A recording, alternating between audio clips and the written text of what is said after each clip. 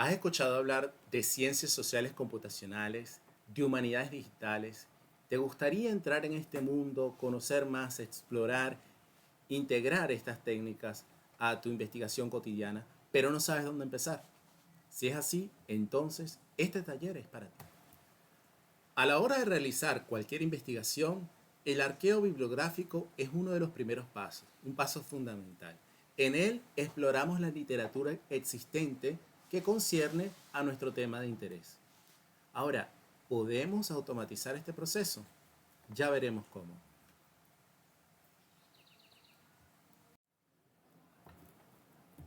Este taller lo vamos a dividir en dos partes. Una parte teórica, en donde vamos a conocer un poco de los fundamentos que subyacen a la tarea que vamos a realizar. Y dado que este curso presupone que el usuario no tiene ningún conocimiento en programación, no tiene ningún conocimiento previo en torno al tema, entonces tanto más importante se hace esta parte introductoria. Y luego vamos a ir a la parte práctica donde nos vamos a envolver, nos vamos a ensuciar las manos y vamos a llevar a cabo este procedimiento, ¿no? Entonces, ¿qué vamos a aprender en este taller? Primero vamos a aprender qué es un protocolo HTTP, qué es una API, cuáles son los métodos de autenticación y cómo realizarlos, en caso que sea necesario, porque no todas las API lo requieren, pero vamos a hablar un poquito de eso. Qué es un entorno de desarrollo y cuáles son, cómo obtener, procesar y almacenar información de una API, y todos estos conocimientos nos van a permitir ser capaces de automatizar parcialmente el proceso de realización de un arqueo bibliográfico. Comencemos con el protocolo HTTP. HTTP significa Hypertext Transfer Protocol, protocolo de transferencia de hipertexto. Con la fundación del World Wide Web por Tim Berners-Lee, el HTTP fue un protocolo esencial de comunicación en el mundo del World Wide Web, ¿no? De la WWW. Se trata de una convención que permite que distintos computadores conectados en el Internet puedan intercambiar información. Básicamente, sin querer profundizar mucho sobre este tema, solo para que tengamos un conocimiento básico, existen códigos de respuesta y métodos de solicitud. Es decir, un computador realiza una solicitud a un servidor y este servidor provee una respuesta. Existen distintos códigos de respuesta que están ordenados como lo vemos en pantalla. Los códigos que están en el campo de los 200, los códigos que están en el campo de los 300, los códigos que están en el campo de los 400 y de los 500, ¿no? Todos los códigos 200 son códigos positivos, ¿no? 200 en principio es OK, 201 es creado, ¿no? Son códigos que nos indican que el servidor ha procesado correctamente nuestra solicitud.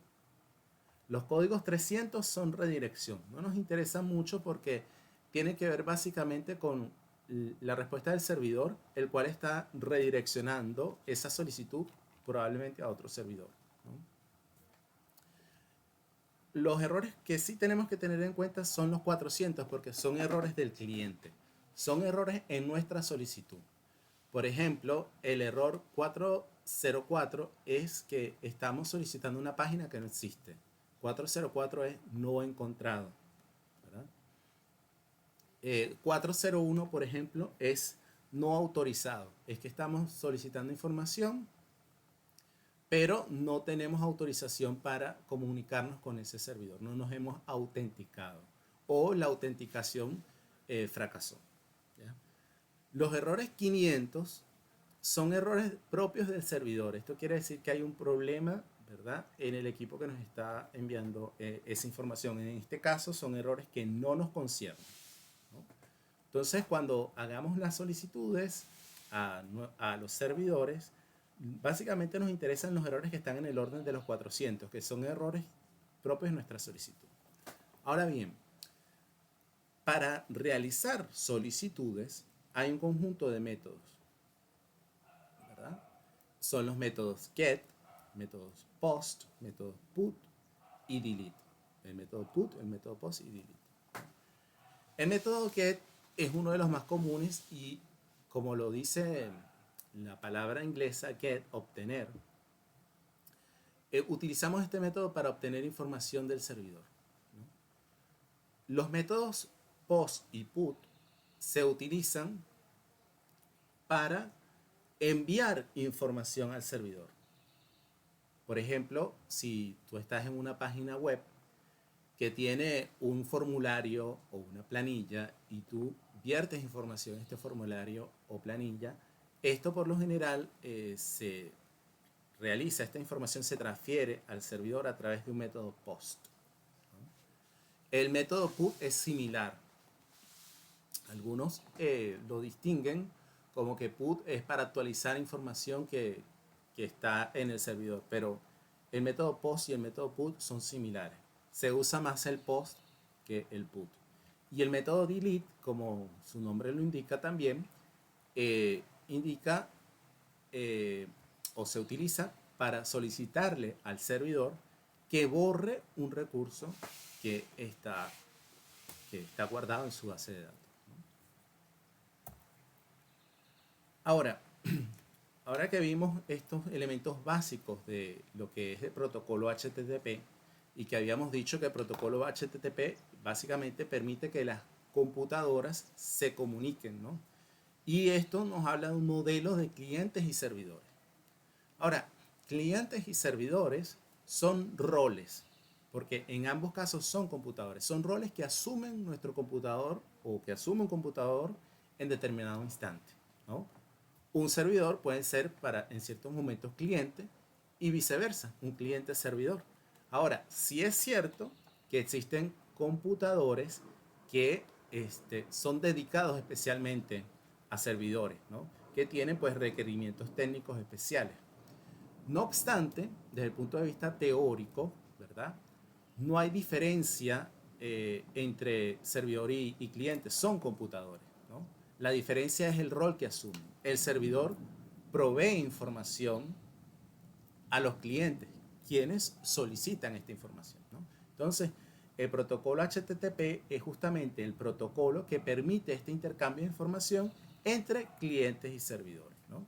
Entonces, como lo habíamos dicho, el cliente realiza una solicitud, una petición, ¿verdad? A través de un método determinado, get o post o delete, y el servidor provee una respuesta. Y esa respuesta, ¿verdad? Provee también un código de respuesta que indica si esa solicitud tuvo éxito o no y nos dan pistas sobre los problemas que pudo haber presentado. Ahora bien, este intercambio de información entre clientes y servidores, vamos a decirlo de esta manera, circula alrededor del concepto de recurso, ¿no? Lo que se intercambian son recursos. Estos recursos pueden ser, por ejemplo, archivos, pueden ser lo que sea, ¿no? Lo que sea, imágenes, lo que sea. El concepto de recursos trata justamente de abarcar todo lo que se puede intercambiar, todo tipo de información que se puede intercambiar entre computadores. Todo eso son recursos. Y existe un estándar para este intercambio de recursos, ¿no? Y ese estándar se llama REST, que es Representational State Transfer, ¿no? Entonces, los servidores, ¿verdad?, proveen estos recursos utilizando este estándar, que muchas veces se le llama también API REST, ¿no? Y esto básicamente, este estándar, sin querer profundizar demasiado, ¿verdad?, básicamente establece que todos los recursos, ¿verdad?, tienen un localizador único, ¿verdad? Esto quiere decir que tienen una URL única, ¿no? Y como vemos acá, URL es otro de los conceptos fundamentales, significa Uniform Resource Locator. URL es lo que indicamos en nuestro navegador y que nos lleva a una dirección específica en el World Wide Web, ¿no? Entonces, el Representational State Transfer, ¿qué nos indica? Tenemos un servidor que está escuchando en una URL determinada y en esa URL raíz, ¿verdad? Este servidor ofrece acceso a sus recursos a través de distintas URLs únicas, ¿no? Y estos recursos, por ejemplo, si consultamos en una tienda, ¿verdad? Imaginemos que estamos en una tienda digital tipo Amazon. Entonces la URL raíz sería amazon.com. Ahora, digamos que buscamos libros y entonces en la URL veríamos algo así como amazon.com/libros. Ese es un endpoint, ¿no? Y ese endpoint, ¿verdad? Va a servir a distintos recursos relacionados con los libros. Supongamos que luego tenemos otro producto, electrodomésticos. Electrodomésticos de nuevo es un endpoint y desde ese endpoint se van a servir determinados recursos. Por ejemplo, si en los electrodomésticos yo busco una lavadora LG, ¿verdad? Entonces, cuando yo ubique ese recurso, la URL va a indicarme el punto específico, la locación específica de esa lavadora LG y la información que contiene, ¿no? Entonces, un endpoint, ¿verdad? Es, primero, un endpoint es un punto de engarce donde vamos a acceder a la información. Y la URL es la dirección específica donde se hallan los recursos que nosotros necesitamos recuperar en, en definitiva, ¿no? Por último, un concepto, eh, o mejor dicho, un nombre que tenemos que tener en cuenta, ¿verdad? Porque lo vamos a ver con mucha frecuencia, es JSON. Ahora, ¿qué es JSON? JSON es básicamente un formato de intercambio de información. Es muy común que los servidores nos devuelvan esa respuesta, esa información que nosotros solicitamos en formato JSON. Y es muy común que también eh, exijan que la solicitud, por ejemplo, en el caso de un post, en el caso de que estemos enviando información al servidor, que esté en este formato. Entonces, el JSON también es un formato estándar, ¿verdad?, de intercambio de información entre clientes y servidores. Ahora, ¿qué es entonces un Application Programming Interface? Una API o Application Programming Interface, ¿verdad?, es un conjunto de endpoints que ofrece un servidor para proveer información a los clientes. Básicamente eso es una API, ¿no? Entonces, cuando nosotros examinamos la documentación de una API, ¿qué vamos a encontrarnos? Nos vamos a encontrar con una descripción de diferentes endpoints que tienen distintos métodos, ¿verdad? Y estos endpoints nos indican, ¿verdad?, qué clase de operaciones podemos realizar o qué clase de peticiones podemos realizarle a este servidor y qué información nos va a devolver, ¿no? Esto ya lo vamos a ver con más detalle más adelante, pero estos son algunos conceptos básicos que tenemos que tener en cuenta con antelación. Ahora bien, hay algunas APIs que son públicas. ¿Esto qué quiere decir? Que no requieren autenticación. Pero hay otras que sí, ¿verdad? Que requieren, por ejemplo, una contraseña o un token, ¿verdad?, para identificar que esa solicitud, ese request proviene de un cliente válido, un cliente aceptado por el servidor, ¿no? Entonces, en el mundo de la academia tenemos servidores que ofrecen parte de la información de manera pública, ¿verdad? Pero también puede ser que algunas secciones de esa API requieran autorización, requieran autenticación. Y podemos también tener otros servidores que todo sea privado, que necesariamente necesitemos contactar con este proveedor de servicio y pedirles una autenticación que puede ser que pidan algún dinero por ella, ¿no? Entonces, básicamente existen dos métodos de autenticación, ¿no? El primero es el JSON Web Token y el segundo es el OAuth 2, ¿no?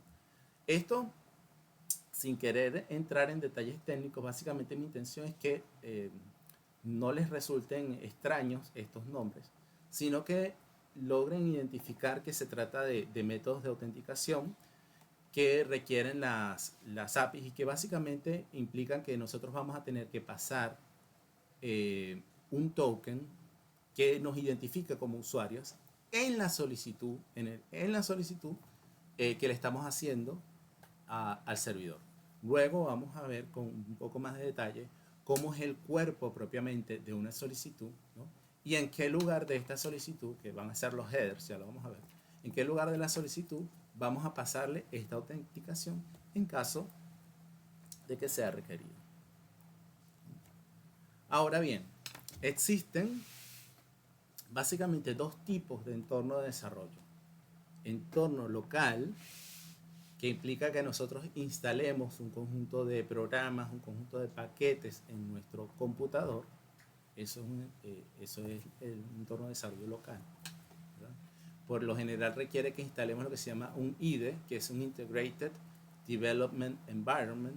Hay distintos como VS Code, IntelliJ IDEA, Emacs, Vim, en fin, hay un montón.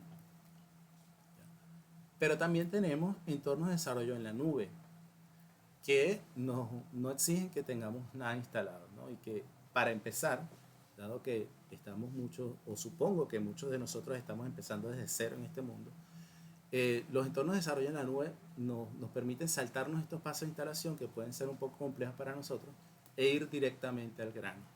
Entonces, en este caso, vamos a trabajar con entornos de desarrollo en la nube.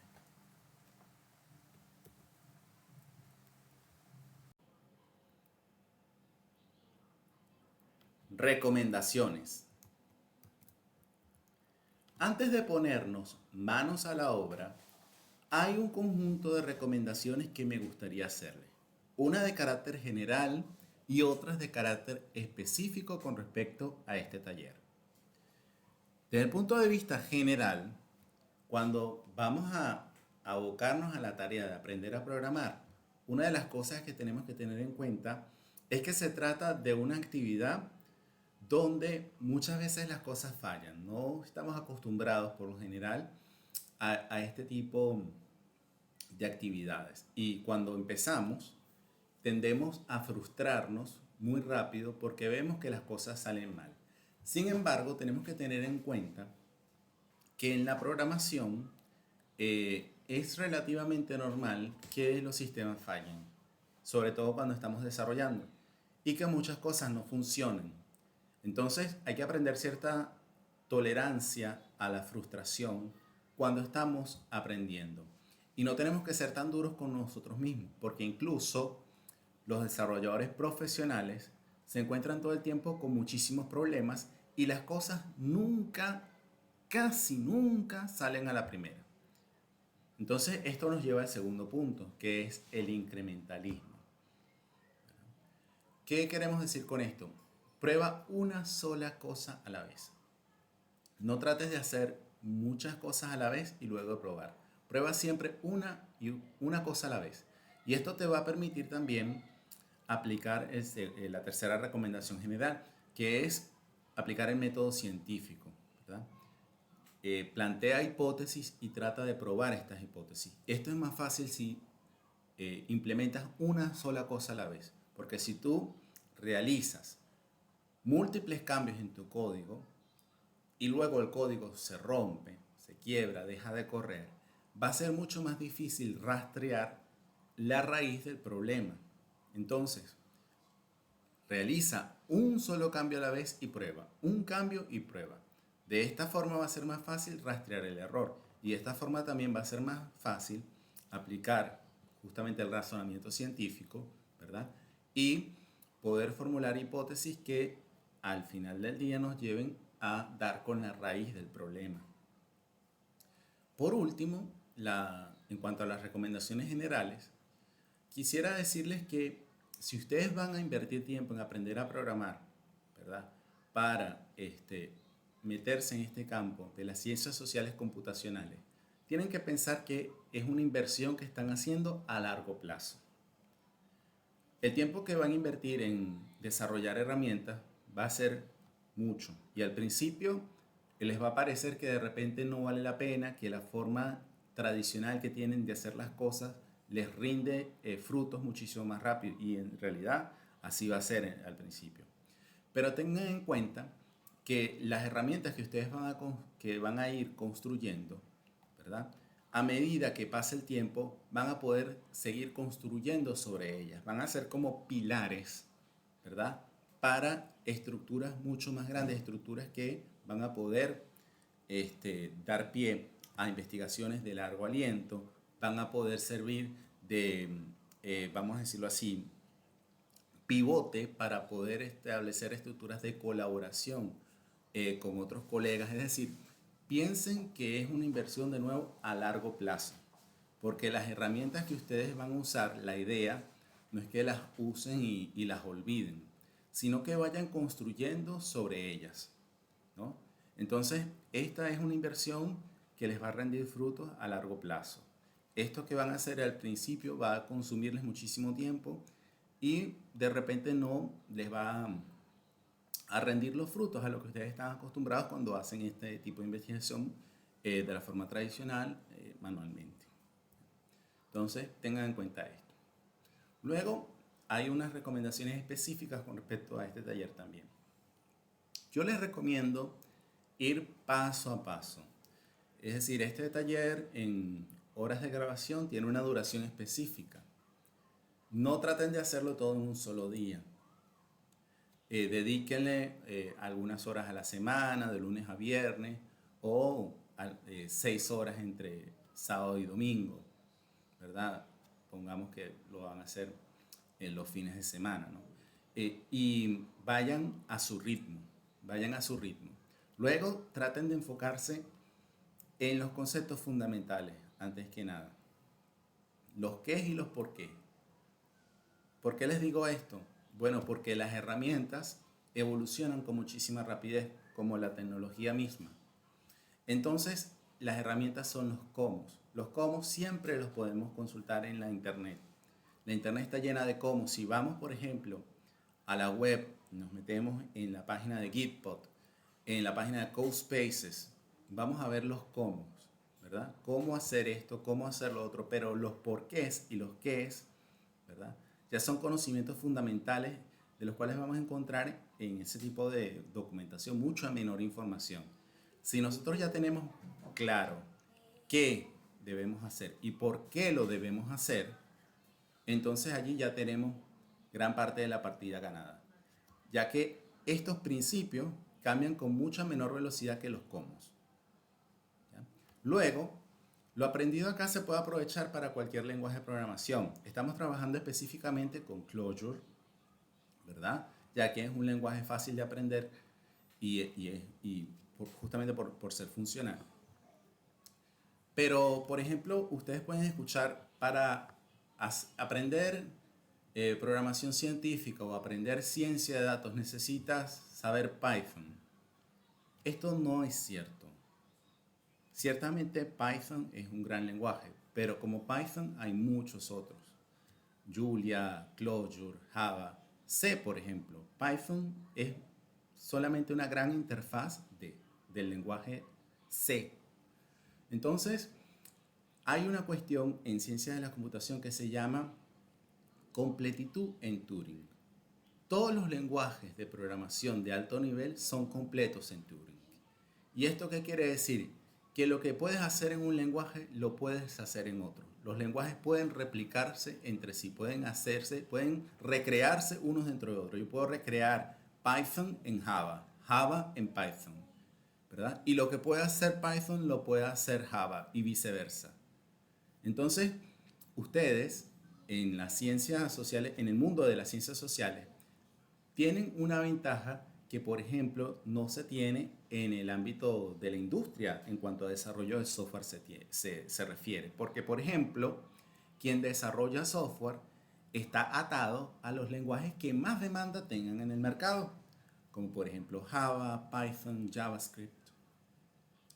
En cambio, en las ciencias sociales tú puedes usar el lenguaje que más te plazca, tienes esa libertad. Entonces yo les recomiendo aprovechen esa libertad y programen con el lenguaje que más les guste.